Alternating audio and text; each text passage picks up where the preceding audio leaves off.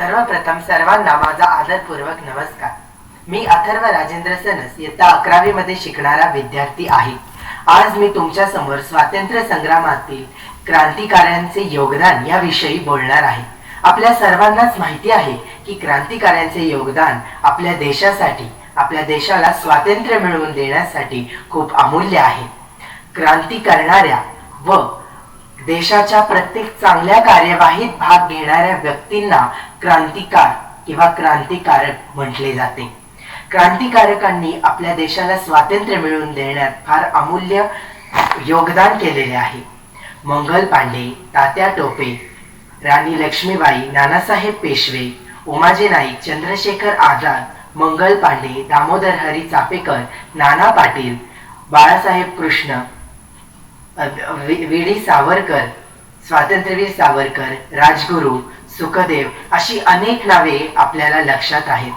अनेक क्रांतिकारांनी आपल्या जीवाची पर्वा न करता ब्रिटिशांशी लढून स्वातंत्र्य मिळवून देण्यात खूप मोठे योगदान केले आहे. माणसांमध्ये जागृती केली, समाजात चांगले विचार पसरवले, समाजाला एक सरळ मार्ग चालण्याचा व स्वातंत्र्य देऊन आपण कशा प्रकारे जगू शकतो याचा संदेश स्वातंत्र्यवीरांनी दिला. वेळ प्रसंगी लढले, सत्याग्रह केले, समित्या नेमल्या.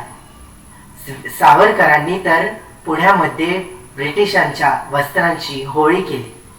यातून आपल्याला दिसते की क्रांतिकाऱ्यांनी प्रखरपणे आपले मत मांडून विदेशांना हा विरोध केला आणि आपण त्यांचे गुलाम आहोत हे लोकांना सांगितले. त्यामुळे आपल्याला स्वातंत्र्य मिळवून देण्यात त्यांचे प्रचंड मोठे योगदान आहे.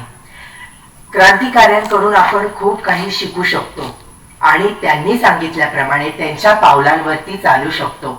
स्वातंत्र्य मिळवून देणं हे त्यांचा एक हेतू होताच, पण त्यांचा मूळ हेतू होता की माणसांमध्ये जनजागृती निर्माण करणं, चांगल्या गोष्टींवरती चालणे.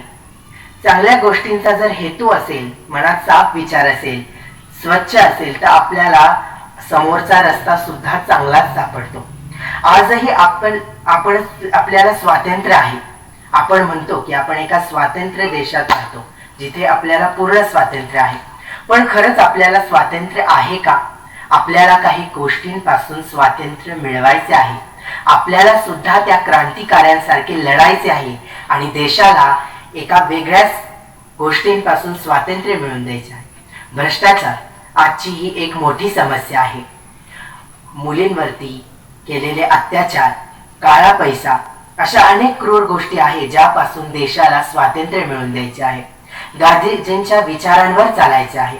गांधीजींनी प्रखरपणे आपले मत मांडून त्यांनी ब्रिटिशांपुढे भारताला कसं स्वातंत्र्य मिळवता येईल याचा विचार करून माणसांमध्ये एक आत्मविश्वास निर्माण केला. क्रांतिकाऱ्यांचे योगदान आपल्या प्रत्येकालाच माहिती आहे. त्यांनी केलेल्या अथक परिश्रमांचे परिणाम हे आपल्याला वेळोवेळी दिसत आहे. आपण एका सांस्कृतिक देशात राहतो जिथे विविध सण साजरे केले जातात, क्रांतिकाऱ्यांच्या जयंत्या साजऱ्या केल्या जातात. पण मला असे वाटते की आपण त्यांच्या विचारांवर चालणे प्रचंड महत्वाचे आहे. कारण जर आपण त्यांचे विचार अंगी बांधले तर आपण देशाला खरेपणाने स्वातंत्र्य मिळवून देऊ शकतो. आपल्याला स्वातंत्र्य हे ब्रिटिशांपासून मिळाले. क्रांतिकाऱ्यांचे त्यात महत्वाचे योगदान आहेच. आपल्या भारत मातेचे स्वप्न, माझा भारत देश कसा असा, माझा भारत देश निखळ स्वच्छ मनाने भरलेल्या माणसाचा असावा. त्यांची दिशा ही योग्य असावी, मार्ग हा चांगला असावा. आपण विद्वानाच्या दृष्टिकोनाने बघावं. आपल्याला विद्वान व्हायचंय, राजा नाही, राजा तर व्हायचंय, पण विद्वान याची पूजा सर्वत्र केली जाते. त्यामुळे विद्वान बनून आपल्याला चांगल्या गोष्टींचा अनुभव घ्यायचा आहे आणि आपण कसं चांगलं करू शकू याकडे लक्ष द्यायचं. क्रांतिकाऱ्यांच्या विचारांवर चालून देशाला एका वेगळ्या प्रकारचं स्वातंत्र्य मिळवून द्यायचे. त्यामुळे मी म्हणेन की क्रांतिकाऱ्यांचे योगदान हे प्रचंड महत्वाचं आहेच. त्याचबरोबर त्यांचे विचार आपण नेहमी अंगी बांधलेच पाहिजे. त्यामुळेच देशाचा विकास होऊ शकतो आणि देश प्रगतीपथावर जाऊ शकतो. धन्यवाद. सर्वप्रथम सर्वांना माझा आदरपूर्वक नमस्कार. मी अथर्व राजेंद्र सनस इयत्ता 11वी मध्ये शिकणारा विद्यार्थी आहे.